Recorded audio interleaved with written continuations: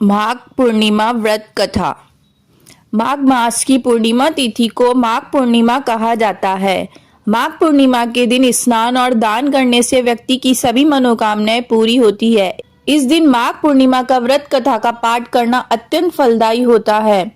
माघ पूर्णिमा का महत्व हिंदू धर्म में सबसे अधिक माना गया है। हिंदू पंचांग के अनुसार माघ मास में पड़ने वाली पूर्णिमा तिथि को माघ पूर्णिमा कहा जाता है।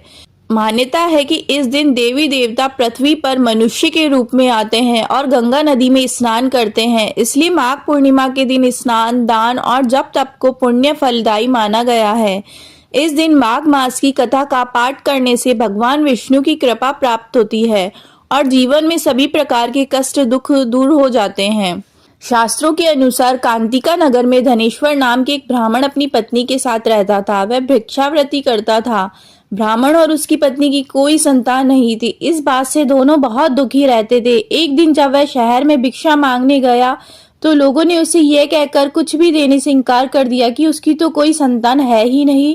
लोग ब्राह्मण की पत्नी को बांझ कहकर ताना मारते थे। यह सब सुनकर ब्राह्मण बहुत दुखी रहने लगा। इस घटना के बाद किसी ने ब्राह्मण और उसकी पत्नी को 16 दिनों तक लगातार माता काली की पूजा करने की सलाह दी।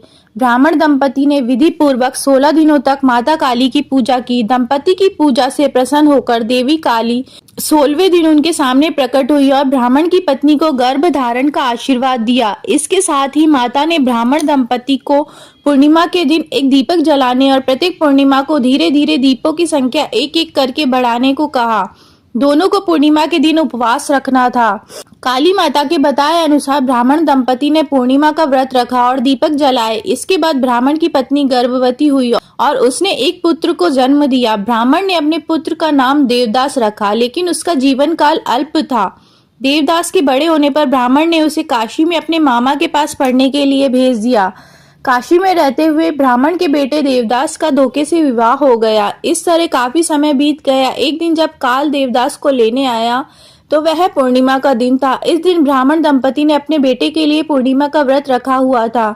इसी कारण काल उसे अपने साथ नहीं ले जा सका और ब्राह्मण दंपति के बेटे को नया जीवन मिल गया।